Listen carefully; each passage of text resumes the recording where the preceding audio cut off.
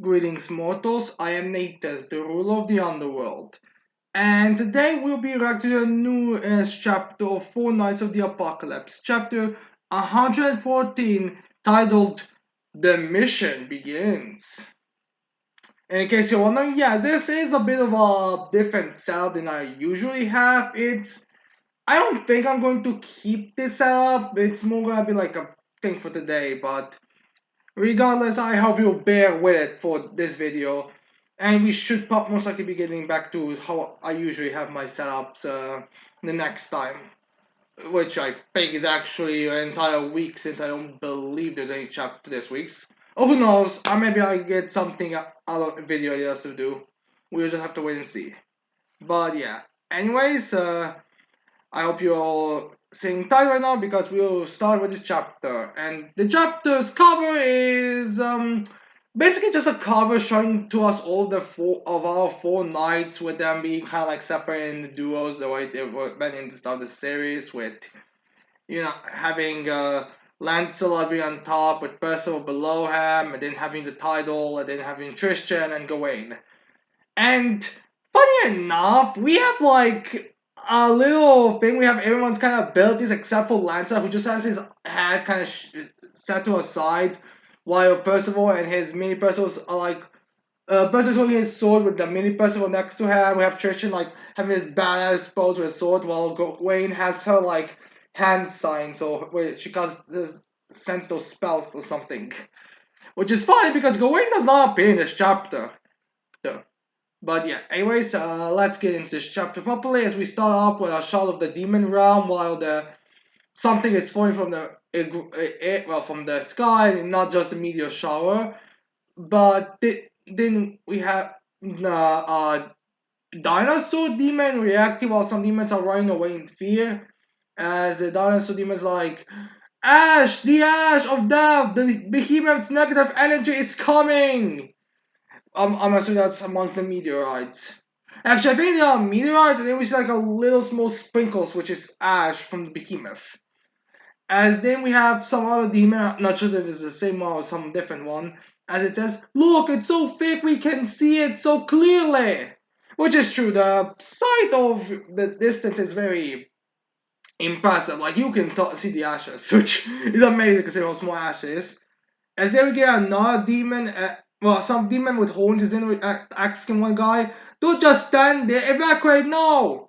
As we get the demon that has like a, kind of like a fish motive more, screaming, but look over there! As then we see some demons, I think two gray demons with two larger demons behind them, be like, oh!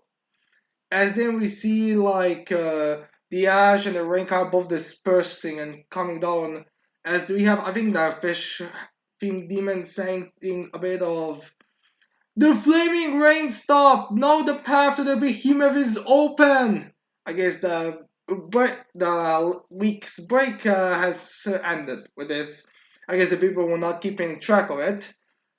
So yeah, as then we have a bunch of demons, a gray demon and I believe brown demon that actually looks a lot bigger than the gray demon. Which, to be fair, it's not that. I mean, to be fair, I don't think we've. No, I don't remember if we ever got like a size comparison between the demons. And to be fair, maybe the gray demons are not the biggest. I mean, I believe they are considered to be the strongest, but I guess they're not the biggest. But yeah, we have them like celebrating now happy because now the four knights and Percival mainly can go and deal with Behemoth. Still not sure how he'll handle it, but we have to wait and see. As you see, I think a grey demon saying, "Our savior Percival is going to save your demon world once more." As then we have another demon. I think this demon is a bit more like goblin-esque, saying, "Never lose hope, any of you." Also, we have a demon that has like two noses and four sets of eyes, which is kind of funny. Then we come to the demon palace, as then we see all of the main group except for Gawain, who is missing, and Jake, who's dead. As we see Blanche just casually standing there, Anne with her arms crossed, Don being happy. Yeah, we'll handle this. As then we have like a bunch of like just dull expressions from Nazian, Xian, Isolde and Jason who just kind of giving everyone the back, like, I'm such a disgrace, I didn't even train anything. And the two horses, we also see them. Percival somewhere below. As there we have this cute panel of the soldiers hugging Percival, as Zell tells him, well, Percival, I suppose we are counting on you a second time. As Percival's like, I don't know what I can do, really, but I'll try. I mean, I think you should ask that other Percival of yours if he knows what to do. I mean, it's very likely he took control of your body previously, so I don't know, maybe try it with him? I'm assuming, or maybe he's gonna take over the body or something. It's very unclear what is going on. As we have Gillian showing up, as she, I think, also hugs Percival. And she tells him, I mean, he's very small, so I think he's in chibi mode now. And she tells him, you are always welcome back here, my bouncing baby boy. As Zeldris then tells him, Gelda's right. You are the savior of our world, but also you are every bit like a son to us. As we see both Zeldris and Gelda there, as the person was smiling since like person was kind of before they laughed. Person was a bit envious about. I wish he had a father. And Zeldris saying that he's basically like their son, which kind of confirms. I think it's like the closest thing to confirmation that Zeldris and Gilda do not have children. If they have it, he hasn't even in boy. It's like not even in the womb in a baby belly yet. But yeah, so Zeldris and Gel do not have a child, which I mean, it's not that unrealistic. I blame Boruto, honestly. Like, it's because everyone kind of got a child. Like, even Orochimaru, for God's sakes, like, around the same time period. And that's now makes everyone think every a sequel series that focus on the children of the main characters should have, like, every one of their characters be around the same age. Like, they all simultaneously decide to have managed to pregnant their wives in like the same time period. Even though I don't think that's how that all works, but whatever. So yeah. I guess this is the closest thing to confirmation we're gonna get. I'm sure maybe there's gonna be a Q&A question at some point about that. But yeah, anyways, there we have Lancelot telling Percival, "Let's move, Percy." As then we have them all kind of smiling back. As then we have Percival like, okay, as Ichibi mode. As then we have the demons over there, like we see that demon, that reptilian looking demon that kind of looks like that kind of resembles Galant, a ghost-like demon. I think they're called now for the first time. We also see Io there, surprisingly off none of their other ones. Okay, and a great demon, and another demon, like Oka saying, wishing them good luck, is they're like, may Percival, the four knights of the apocalypse, and all of their companions be blessed with fortune. Except Tristan. He can die in a corner like that. Damn, angelic hybrid he is. As they have someone else also saying, yeah, good luck to all of you, except you, Tristan. As they we have them departing the demon palace. As then we have like a big foot stomping on the floor as we see a large figure walking past it. And when I say large, I mean large. The entire castle seems to be like a bit below its feet. As then we have it revealed this demon. This thing is Albion, giant creatures that we saw. I think in the beginning of the Ten Commandments part of the saga or whatever that's called, when the start. I think in the beginning of season 2, when the demons started appearing and doing like we see that kind of like a big gold figure walking. As they have, I think, Buzz was saying, "Whoa, it's huge!" And so I was like, "Ah, it's moving!" So yeah, they are in this thing. As then we have Nonsense being like, as we see the head of this thing, and just an excuse to have them all be in Chibi. Is another like, we're giving this as a transport. It's a long way to the behemoth's back. Well, I guess the behemoth was moving far, far, far away while they were going. As they have Donnie saying, "Dude, it's like a mountain." Actually, I think it is mountain size and even bigger, honestly. As you have Chia Peso being like, "What was its name again? Al Aboing?"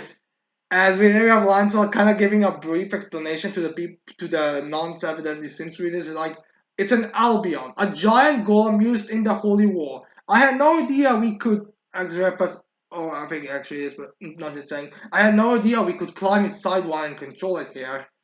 I think that Albion's in a certain sense will not be in control, although that doesn't mean they didn't have that function. It's just they can confirm that they can't be controlled inside. Unless there are like small blue demons inside there, in the certain sense, which I might be blanking out, but I don't think they will. But I guess this might mean that's what's happening there. And they're all kind of staring as we even have like Anne sitting there. She's like, alright.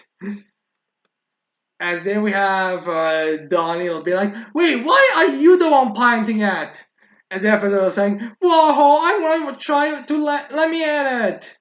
As they have Nazi just, well, that's just telling them, wait your turn, let me handle it at first. We have joy rights after we save the day. So, yeah, basically, that's because, he's the best when it comes to fighting stuff like this. As I have Nazi just was saying to all of you are certainly enjoying this. As then we have, I think, it's one of those parts where I have no idea about who is talking half the time. As then we have, I think Nausea's personality wise, that's the next panel is like Nausea saying, but didn't they tell us we could set and automatically go to our destination? As then we have, and from what I've seen on Reddit, I think this is said by Lancelot, they're like, come on, Nauseans, where's your sense of adventure? You're sure you're a man? I am not entirely convinced that this isn't supposed to be a reference to a fan base. Like, I mean, like, it's kind of similar thing with Versus series, which new chapter got, Ruffles for the new chapter came out, and they look amazing. I can't wait to read the English translations. But yeah, it's kind of like how they were like, alright, are these two characters both girls, both men, or is one girl, one man? Like, what's going on there?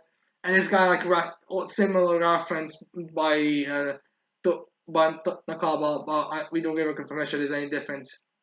As there we have, I'm guessing Donnie saying, yeah, you tell him, Lancelot. As they have Nausea be like, my sense of what? As we have Isolde and be like, well, Isolde being the cheapest and just responsible with, these children! Yes, because you're so much more mature, Anne. As then we have Anne just telling him, look, enough bickering! You realize Gawain still hasn't come back, don't you? I guess after an entire week of not knowing where she is, they're finally gonna be getting a bit of worry there. Serious question. Even in the best circumstances, how do you think Gawain would know where she has to be? I mean, I'm assuming they gave a visual description to Zeldris, and he might have told a few of the demons who were, moving around, since they were telling everyone to have hope, so maybe they gave them visual descriptions? But again, like, it's not like Gawain would have any idea of seeing demons running towards her don't make her think there are demons attacking her. She just wants to beat them up or something like that. I mean, maybe she wouldn't, but still, like, it's kind of weird. Like, what were you guys expecting her to know and stuff like that? And then so I'd be like, were we okay not looking for her before leaving? I guess now they're concerned. As they have Chiron just saying, why bother? She's long dead anyway. I think she would her body or something like that would have been found beforehand. As they have Anne noticing this as if this is something new. Like Gia has been shitting on all of you except Tristan, and semi been not polite to his comrade, to Isolde and Jade. Why are you guys shocked that he said something like that? As then we have uh, Gia just explaining to them every way she could have died with him be like, maybe one of this world's vicious beasts ate her. She's too powerful for that. Maybe one of the human-hating demons did her in. She's too powerful for them. Or maybe this world's miasma suffocated her. Which is possible. I mean, that's the only one. As they're just saying, the effects of Prince Tristan's saintly court spell for it that long ago, which I guess confirms that indeed Tristan was redoing their cloaks. It's just we haven't seen it, since it would be a waste of time. It's like one of those you get a thing idea. And then him stating that she most likely didn't have the cloak, so it's gone. Which I do have to wonder if she may have just like used her teleportation to get out as soon as the timer ran out. Assuming she doesn't have a spell that would allow her to counter. Which would be a funny. Okay, we know what happened to Gwen. She got captured by Chaos Knights, but imagine if it's revealed. Like, imagine if Gawain was fine, but she just realized that her code's gone and was like, oh shit, where can I go? And she's teleportation to go out of the demon realm since she knows where that is. So it's like, oh shit, I have to get over here. Boom, teleport. She's outside of the demon realm. And I'm like, I guess I'm just leaving. But I mean, again, that could also be what the circumstance. As they're I'm being angry at Chion, like, hey, how can you talk like that about a friend? Are you guys so friends? As they have Chion trying to be reasonable, totally not hating on the four knights except for Tristan, as he tells them, we always need to consider the worst case scenario as we act. As, yeah, because we have no other reasoning. As they have Lancelot kind of bring something very obvious to everyone. It's like, speaking of worst case, there's every chance Gawain turn traitor too. We know the agents of Camelot are active in this world, and besides, she's related by blood to Arthur. Am I wrong? That's not really the problem as much as the fact that she has no reason to side with you, but sure, related by blood to Arthur is a reason. Although now it's questionable since, I mean, she's either, well, funny enough, Askenor and Arthur have the same hair color and they're both from royal family, so it's not entirely impossible that Askenor is some kind of relative to Arthur. I mean, I don't think it was ever stated, but I will not be surprised if he's like a distant cousin, so. But yeah, I don't think it was ever stated any kind of confirmation or anything like Arthur and Askenor are in some relations with one another. But sure, as far as they know, she's related to him by blood. As they have Chiabi or happy, yes, I'm not being a dick. Not everyone cannot blame me on that. Like, that's possible too. Rare of us to share a negative opinion like that. As he's happy the fact that Lancelot agrees with him in some degree, but Lancelot but Nonsense is then just like, but do you really think that? As Lancelot's then just like, nah, there's no possible way. Because, I mean, he probably read her mind a few times and probably a lot when they were together to make sure that she's not flying on anything. As John's like, oh, he just said another word's possibility. As then answer just tells them, I mean, there's an endless list of things we could worry about, but our mission here couldn't be simpler. Just find a door, storm Camelot, and take out everybody in our way. Okay, I think I've said this a lot of times, pretty much every time the plan was brought up, but Lancelot, you're powerful, but you're going to Arthur's main location.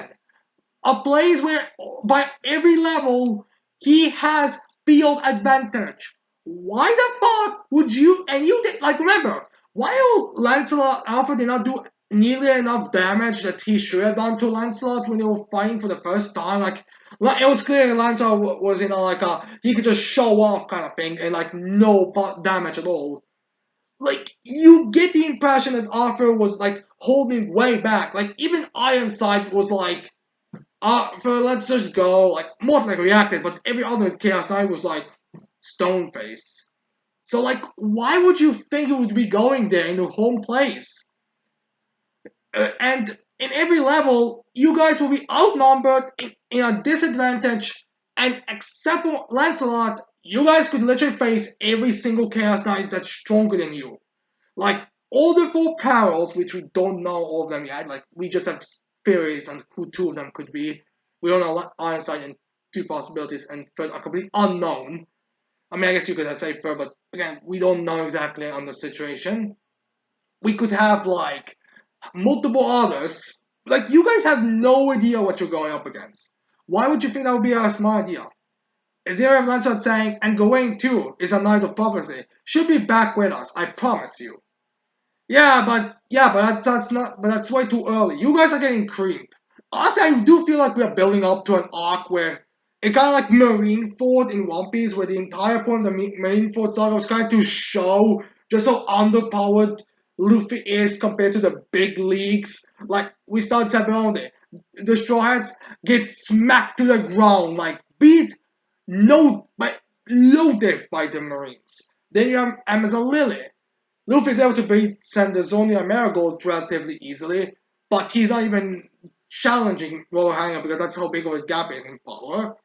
The Impel Dog, Magellan was just blasting through him and all of his comrade allies. And Marineford was just a place where everyone who was stronger than Luffy was showing up. So I do kind of feel like that's where we are building up here. So yeah, I don't think so. If they'll go into Camelot and they will be facing that, it's a very big possibility, if you ask me. But anyways, then we have Chion saying, "Ha! If only things ever went that easily." True, because you guys are probably gonna get your asses beat if you go to Camelot right now. As then we have person be like, "No, I'm sure we can do this. That's why we spent the last week training so hard." Well, your platoon did. All that Tristan's platoon did was sighing and standing around. As then we have Anne being like, "Did you complete your training then?" As Person then just goes into Chibi mode like, "Nah, there's no way my opponents were so tough." Wait, what? There was no way my opponents were so tough. Which, alright, so you weren't even able to beat the Iron Sight from your memory with a power boost, first of all. How the hell do you expect to beat the real things? Like even the fucking copy said that this was at the back. Paul God was at best using half of his half of his power, and even that was probably just skill base. Anyways, they have nonsense be like, "And you, Donnie?" And they have Donnie just looking down like, "Don't even ask." I'm guessing we're gonna have like a surpassing your limits type of scene where Donnie is gonna be uh, using his telekinesis on the Albion or something like that. I mean, just saying, they're matching the size of a mountain, and you know, that's kind of like what Donnie's training was, so I'm gonna be surprised. As then we have the person was telling everyone, but anyway, I know Gawaine's gonna be safe. If the enemy caught her, we can just go get her back. Which is actually correct. Like, it's not finding a person who is the one who actually has the right answer to this question of all these possibilities. And again, I will not be as comfortable about storming Camelot as you guys are. And that's assuming Gwen's even there. But yeah, anyways, then we have Chion be like, they call that wishful thinking, you know. You think it all work out like some storybook tale, which is kind of what your plan is right now. Which Chion piece of shit, and I still don't like him, but he does bring up a very obvious point. Like it does have is correct. Is there have Trisha be like, "Chion, can you stop this, please?" Is there have Chion be like, "But Prince," and then just saying, "No matter how this turns out, we are committed to doing this. That is what fate has in store for us all." I'm not gonna be showing Tristan any form of respect ever. But yeah, Tristan does have like she is bring up the obvious, and you guys will think you guys can just show up. Like yeah, the promise is that you guys will be the ones to bring Doom and all to Camelot, but doesn't mean you guys are at this point ready for it. And then we have Lancer just turning to him, and you probably reading his mind and what he's actually thinking about. And then have person be like, "Lancelot, up ahead, up ahead!" And then we have Lancelot even being a bit shocked as he sees like the ash clouds and everything going around that. As then we have Lancelot be like, "Damn, it's a lot harder to see now. Is this the behemoth's negative energy or whatever?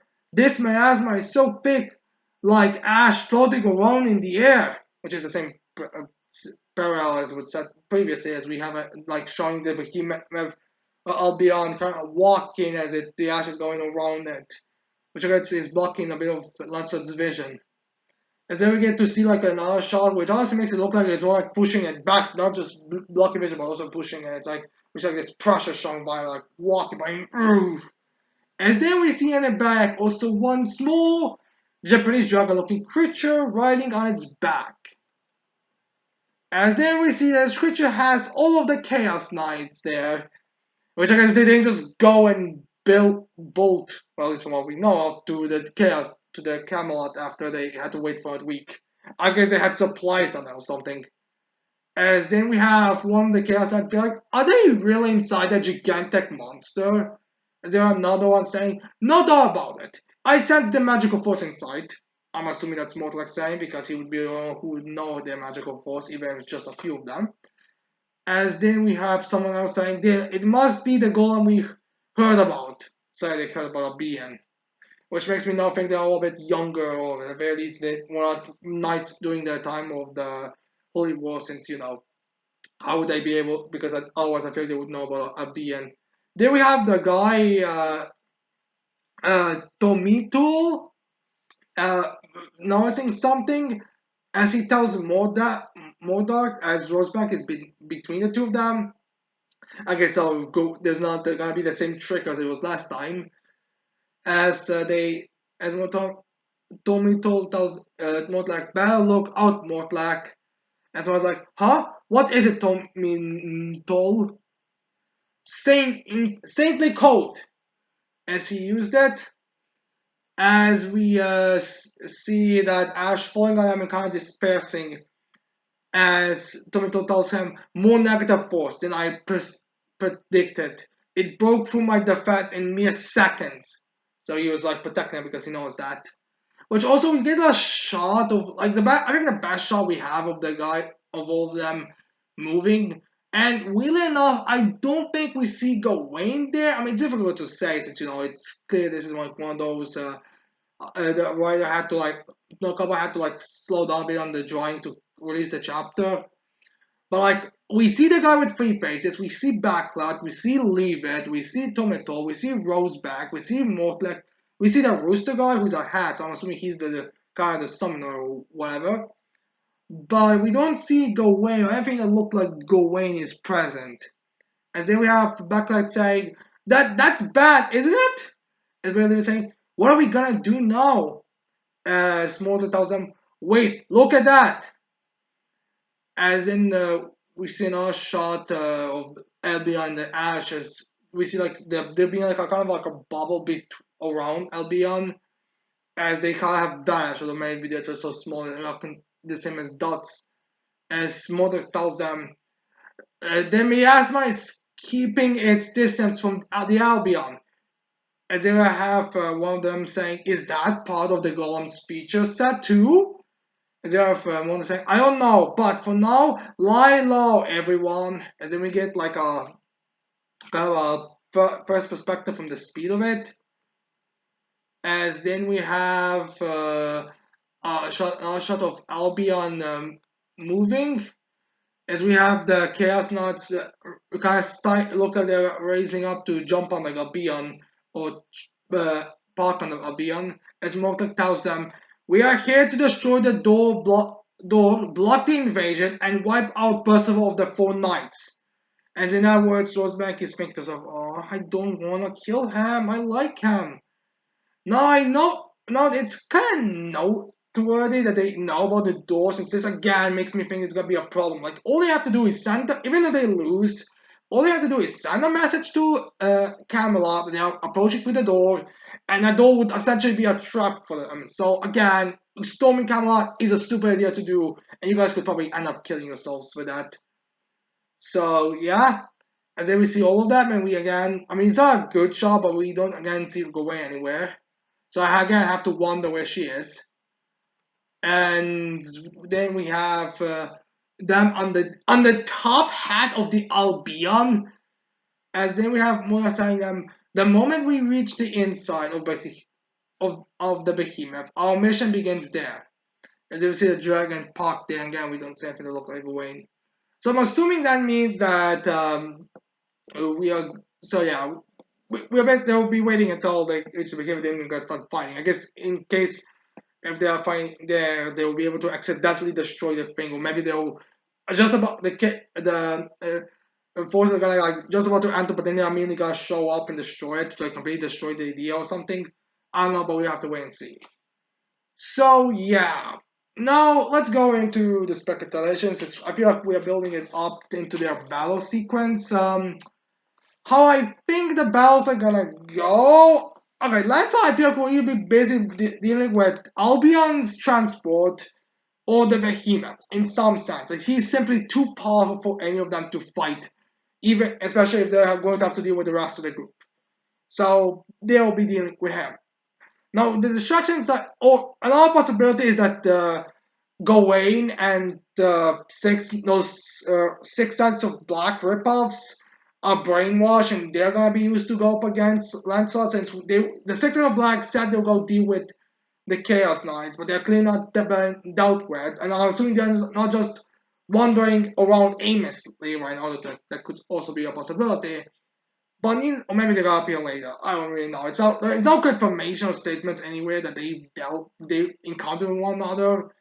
I mean, maybe they're gonna be now that they're on top of their head, they'll be there, and maybe the Six Knights of Black are gonna notice them, going to battles with them, and then after they're beaten, I'm assuming they'll be used as like showing that these knights are powerful, and they'll be like they're gonna expose themselves. They're gonna have to act immediately, so even before they reach Behemoth, that's a possibility I could see happening. We have to wait and see on that front. That's my idea. Either they're brainwashed and they're gonna be stuck fighting Lancelot, which I also think might include Gawain, since we don't see her. We have her mention and we see her in the first page, but she's nowhere to be seen. And if they have some way to brainwash, I'm looking at the chicken guy, namely because he seems to be the beast tamer, or he's the one who's in charge of the beasts. Uh, they'll be the ones he'll be the one saying at them, and I feel like it will make sense. Plus, Gawain's like the only member of the Four Knights that hasn't been beaten up by Lancelot yet, so it would make sense that she gets beaten up by him this time. And plus, they did throw up the idea of her betraying, and being brainwashed is very close to being betraying as you could get. But we will see if that is indeed the case. As for the rest, I'm guessing it's gonna go Percival versus Mortlock, uncle and nephew kind of deal, and we might even get more information, which would make sense since I mean, we do have to get explanations on how things are going out. Tomitol will probably go against Tristan since holy magic and Tristan has is part holy, and that might be kind of his way. Like you're showing good light for the demons, like he defeated a holy being, a druid or an angel, whatever they're gonna be. The rest are a bit more tricky to say because like most like Tomato were kind of shown to be on their own tier. So like you get they are strong, so you get the fight between them. But for the rest, it's kind of more difficult.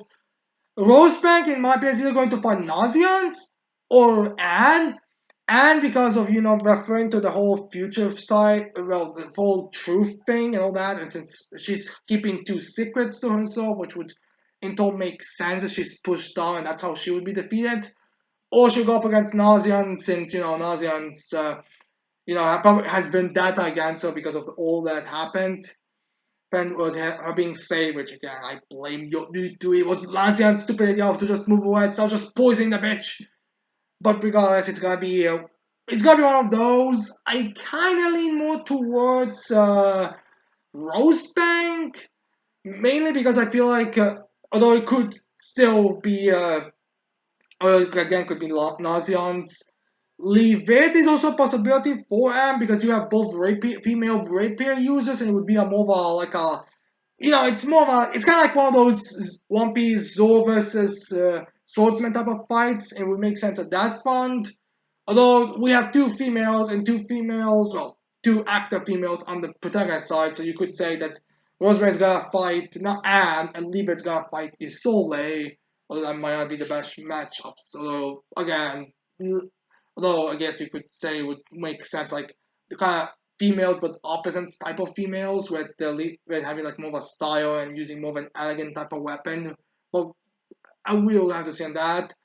The free faced guy, I think, might go up against Donnie, since I think that could be like his fin. The fact that he's terrified of the biggest guy, but he always goes up against the big guy, the big muscle of the team, kind of similar to like Doro Monche from the Dark Talismans.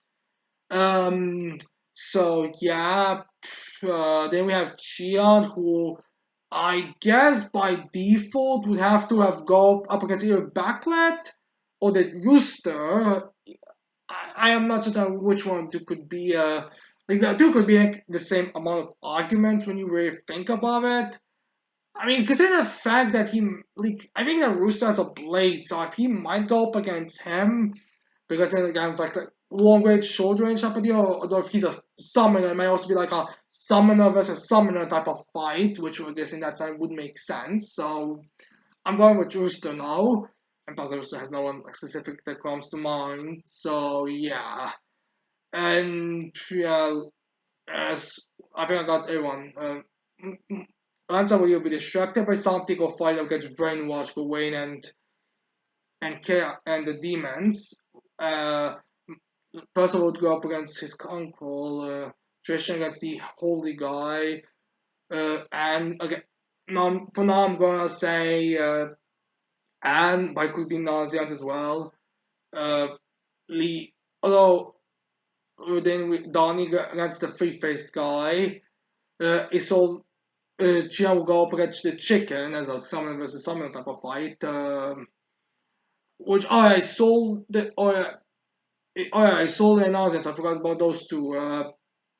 Isolde, Leave It, or Brakla, which could also be like a short range, long range type of fight, and or Brakla and Isolde, or Leave It, who's also like the opposite, which would then leave Nauseant versus the Brakla, which is more like a. Actually, think about it. Leave It would probably be a good matchup in terms of like showing Nauseant's stamina, because one thing that was mentioned is that Nausea does not have much stamina and all that type of stuff, so maybe that would make sense. Like he has to fight a guy who will force you to move closer to him and all that, and because poisons are very dangerous and up close and personal type of deal.